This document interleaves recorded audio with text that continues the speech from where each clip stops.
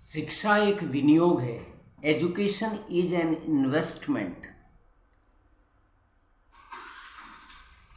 जैसे विनियोग long term में हमें बेनिफिट देता है, वैसे ही शिक्षा, ज्ञान, सूचनाएं, अध्ययन ऐसा निवेश है जिसकी एफडी हमें 20 वर्ष पश्चात मिलती है।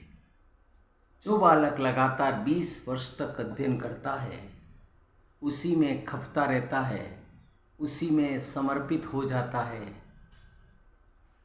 जिस पेरेंट्स की पूंजी बच्चों में लगाई जाती है, आर्थिक रूप से, तन मन धन से, वही एफडी, वही विनियोग 20 वर्ष पश्चात अर्निंग सोर्स, आय के स्रोत के रूप में प्रकट होती है।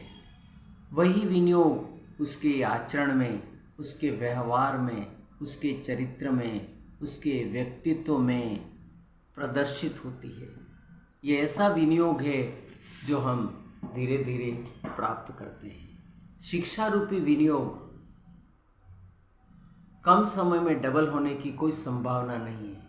आर्थिक विनियोग अलग है, यह विनियोग अलग है।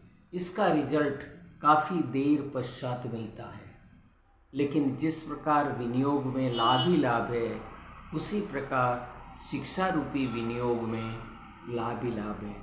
इसलिए शिक्षा के प्रति जागरूकता हमारी परम आवश्यकता है।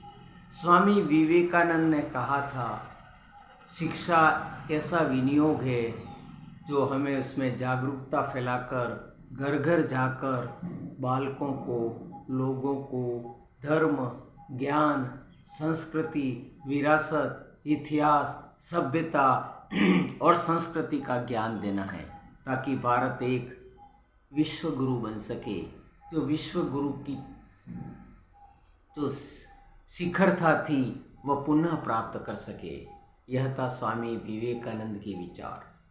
महात्मा गांधी ने भी माय एक्सपेरिमेंट विथ ट्रूथ में बताया है कि जीवन के आदर्श बचपन से ही धीरे धीरे विनियोग के रूप में विकसित होते हैं। चाहे सत्यता का हो, अहिंसा का हो या चरित्र निर्माण का हो, वही शिक्षा रूपी विनियोग आगे हमें एक महान व्यक्तित्व की ओर ले जाएगा।